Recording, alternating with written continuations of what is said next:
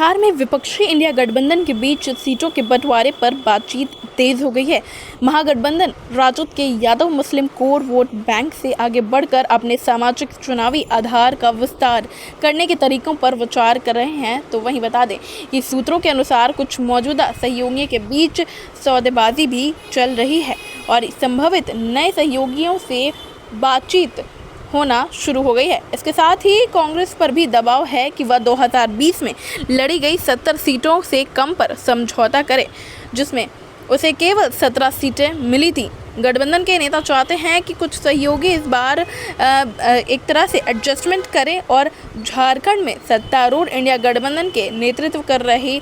झामुमो बिहार में कुछ सीटों पर प्रभाव का दावा करते हुए विपक्षी गठबंधन में प्रवेश करना चाहती है। कांग्रेस नेता अभी सीटों की संख्या पर कुछ भी कहने से बच रहे हैं, लेकिन संकेत है कि सहयोगी दलों के दबाव के कारण उन्हें 45 से लेकर 55 सीटों पर समझौता करना पड़ सकता है। वहीं अगर मुकेश सहनी के बारे में बात करें तो उनके नेतृत्व वाली वीआईपी जो मछुआरा नाविक समुदायों से अपील करती है और 2020 में एनडीए गठबंधन में 4 सीटें जीती थी। गठबंधन के सहयोगी ने पहले ही अपनी इच्छा सूची का आदान प्रदान कर लिया है और अब अंतर ये है कि पार्टी वार्ता चल रही है और गठबंधन के एक वरिष्ठ नेता ने कहा है कि एक भावना है कि हमें अधिक सामाजिक वर्गों को आकर्षित करने के लिए अपने गठबंधन का विस्तार करने के लिए आवश्यकता है और कुछ सहयोगियों को इस पर बातचीत शुरू करनी होगी। बता दें कि कम से कम 3 छोटे दलों के साथ सामाजिक वर्गों को लुभाने के लिए बातचीत चल रही है और इसी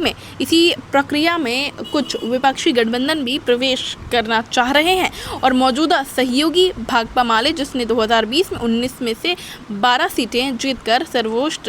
स्ट्राइक रेट हासिल किया था, इस बार लगभग 30 सीटों की मांग कर रही है। बता दें कि एनडीए में 2 दलित पार्टियां चिराग पासवान के नेतृत्व वाली लोजपा